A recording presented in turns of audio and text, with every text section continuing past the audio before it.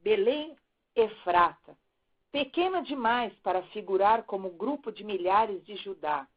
De ti me sairá o que há de reinar em Israel, e cujas origens são desde os tempos antigos, desde os dias da eternidade. Miqueias, capítulo 5, versículo 2. E agora, Lucas, capítulo 2, diz assim a palavra de Deus. Naqueles dias foi publicado um decreto de César Augusto, convocando toda a população do império para recensear-se. O primeiro recenseamento, foi feito quando Quirino era governador da Síria. Todos iam alistar-se, cada um à sua própria cidade. José também subiu da Galiléia, da cidade de Nazaré, para a Judéia, a cidade de Davi, chamada Belém, por ser ele da casa e família de Davi, a fim de alistar-se com Maria, sua esposa, que estava grávida. Estando eles ali, aconteceu completarem-se-lhe os dias, e ela deu à luz o seu filho primogênito. Enfaixou-o e o deitou numa manjedoura, porque não havia lugar para eles na hospedaria. Essa palavra é impressionante, porque no livro de Miqueias, o profeta Miqueias, ele havia já profetizado, conforme a determinação do Senhor, que o escolhido de Deus, o ungido de Deus, haveria de nascer em Belém. Ele haveria realmente de nascer, conforme a vontade do Senhor, na cidade de Belém Efrata. Embora fosse uma cidade pequena, seria dali que haveria de se erguer, nascer o rei. E dali, realmente, Cristo viria. Porém, olha que interessante, Lucas 2, diz que saiu um decreto de última hora. E esse decreto praticamente forçou Maria e José a irem às pressas. Para onde? Para Belém. Por quê? Muitas pessoas ficam, ai, que dó, né? Que dó, ai, Jesus nasceu na manjedoura, ai, que dó, né? Que dó disso, que dó daquilo. Eu quero falar uma coisa para vocês. Maria sabia que ela estava gerando o ungido de Deus, o Filho de Deus.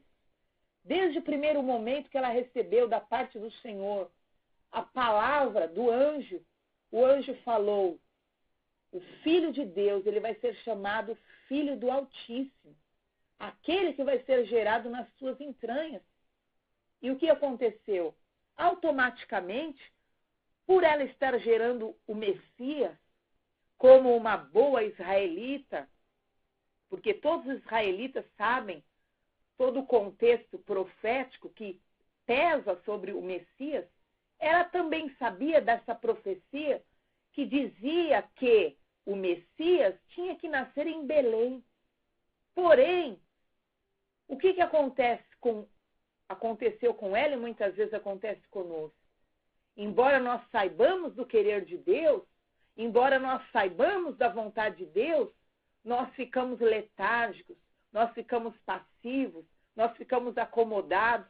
Com certeza, ela lá na cidade dela, ela montou o quartinho de Jesus, ela montou todo, né? Montou o bercinho, ornamentou a casa e falou, olha, você vai nascer aqui. Porém, Deus já tinha dado o decreto. Jesus ia nascer em Belém. E por isso, saiu um decreto de última hora de César Augusto, ordenando que todo israelita teria que voltar para a sua terra. E foi o momento que ela teve que ir às pressas, e foi às pressas para Belém. E foi nesse momento que Cristo, na verdade, nasceu ali, na manjedoura. Agora, se eu sei da profecia, se eu sei que é necessário que o Filho do Altíssimo nasça em Belém, Efrata, conforme foi profetizado em Miqueias, por quê que eu, lá na Galiléia, me acomodo e eu não me desperto para ir para o centro da vontade de Deus? Sabe por quê? Porque isso é próprio do ser humano, é próprio da nossa característica, muitas vezes, de não nos movermos e não buscarmos o centro da vontade de Deus. E Deus, ele tem que usar situações para nos impelir, para nos empurrar para o centro da vontade dele.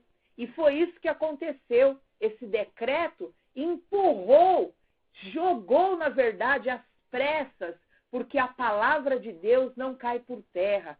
Tudo que está escrito na Bíblia e estava escrito a respeito de Jesus precisava se cumprir. E não era porque Maria montou a casinha dela na Galileia, né, e achou tudo gracioso, né? Não era porque ela já estava se preparando para uma coisa que Deus ia falar o quê? Deixar a palavra dele cair por terra. E assim tem ocorrido na vida de muitas pessoas. Deus tem um querer para a tua vida, Deus tem um propósito para você, Deus já estabeleceu o teu caminho, Deus já declarou o que Ele quer a respeito da sua vida, só que você não quer se mover, você não quer sair da sua condição de passividade, você não quer se levantar, você não quer, não, desse jeito tá bom, dessa forma tá boa, eu aceitei Jesus, eu era um drogado, eu era, né, um bêbado, eu era um revoltado, eu era isso, eu era aquilo, Jesus me resgatou e parece que a obra acabou. Estou salvo. E Deus, ele tem uma obra. Não é porque Maria recebeu ali a palavra profética e se consumou o milagre no ventre dela, que a obra já estava concluída. Da mesma forma, Deus está em obras na sua vida. Há um trabalho a ser realizado. E precisa haver uma disposição no seu coração de obedecer. Precisa haver uma disposição no seu coração de cumprir com a palavra de Deus. E é o que aconteceu aqui, que embora nós queiramos relutar contra Deus, nós queiramos fazer as coisas da nossa forma, nós queiramos que Deus se acomode, né, ao nosso meio, ao nosso pensamento, ao nosso raciocínio, embora nós queiramos moldar Deus conforme a nossa vontade, Deus, ele não se molda à vontade de ninguém. E a palavra dele precisa se cumprir. E ele usa do que for, ele usa meios, ele usa situações, assim como ele usou decreto que levou às pressas Maria para Belém, porque era lá em Belém que Cristo precisava nascer. E eu quero falar para você hoje, tem muita coisa na sua vida que é desnecessária você passar, é desnecessário. Se você ler a respeito de Jó passou todas aquelas perdas, todas aquelas situações. Porém, quando Jó começou a murmurar, descambou a peleja, a batalha, a acusação para cima dele. Quando ele começou a desgostar da vida, murmurar, que tédio da minha vida, e chegou um momento que, se você ler do capítulo 3 até o capítulo 40, é só briga, é só rebate, é só murmuração, é só acusação. E teve uma hora que Deus teve que se manifestar como um redemoinho. E ele apareceu ali como um redemoinho para ver o quê? Se Jó acordava. Porque há muitas vezes que tem que vir a pressão para nós nos submetermos novamente ao querer de Deus. Porque nós temos a tendência a querer fazer da nossa maneira e levar as coisas da nossa forma. Só que eu quero dizer uma coisa: Deus está acima dos céus e da terra. E aquilo que aconteceu com Nabucodonosor, enquanto ele não reconheceu que é Deus quem reina, ele ficou ali camelando. Não foi? Ele se tornou um homem inerte. Ele se tornou um homem totalmente doente. Ele se tornou um homem até louco. E há muitas pessoas que estão com espírito de loucura, pessoas que estão atormentadas, pessoas que estão se tornando como animais, porque Nabucodonosor se tornou como um animal. As unhas dele cresceram, a barba ficou enorme, ele já não tomava banho, ele já não raciocinava direito, e há pessoas que estão se tornando como loucos porque não querem se submeter ao reino de Deus. Mas eu quero falar para você hoje, em nome de Jesus, não tenha essa atitude de esperar nas coisas, de querer que Deus se curve para a tua forma, para a tua maneira de ser, de pensar. Não, comigo não tem problema, Deus me entende, é desse jeito. Eu quero falar para você, Deus é santo, Ele é um justo juiz, que o culpado não tem por inocente. E o Senhor, ele não pode negar a si mesmo.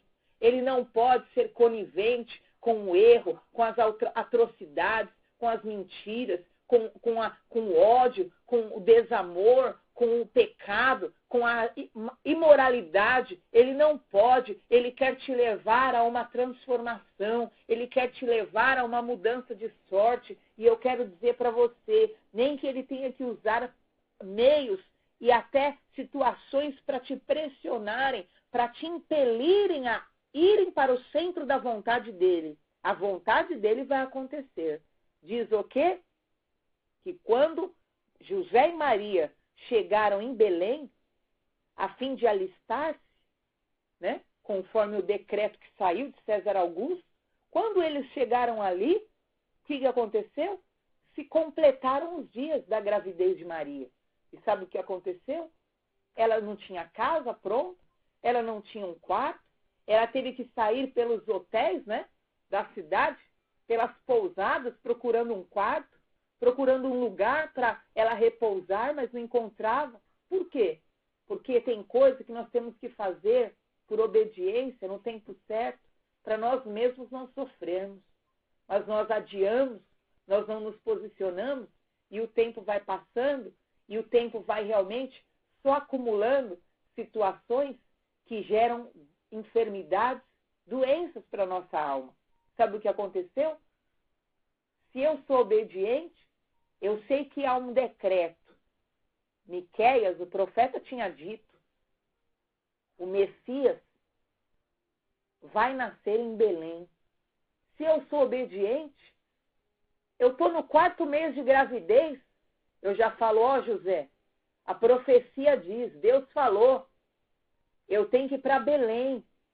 O Filho do Altíssimo tem que nascer lá, tem que nascer em Belém. Eu não ia ficar na Galileia. Se eu sou obediente, eu vou buscar cumprir o querer de Deus. Mas nós servos do Senhor, sempre queremos dar nossos jeitinhos. Nós queremos que as coisas, isso aqui dá para mudar, isso aqui dá para ser diferente. E sabe o que aconteceu?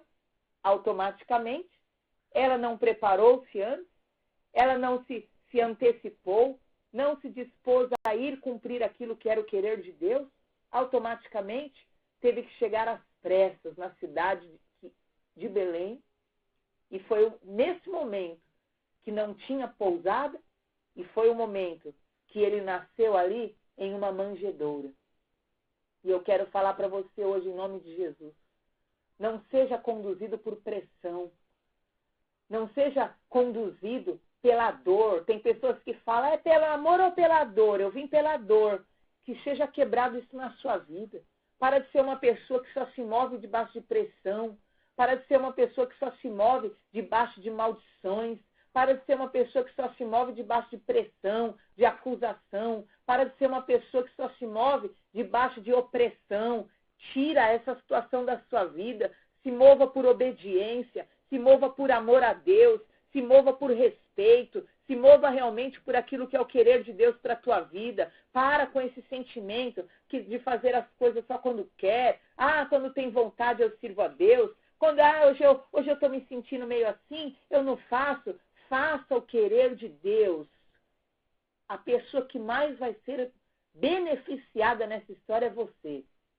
Se Maria, no 4º, 5º mês, vamos supor, que se no 6º mês ela tivesse falado, nós precisamos ir para Belém, eu já preciso encontrar um lugar ali, né, uma pousada, porque é necessário que Jesus nasça em Belém.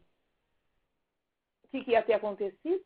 Ela não ia ter sofrido a pressão de nascer ali, né, perto de um monte de esterco, de nascer ali, né, junto de um monte de animais.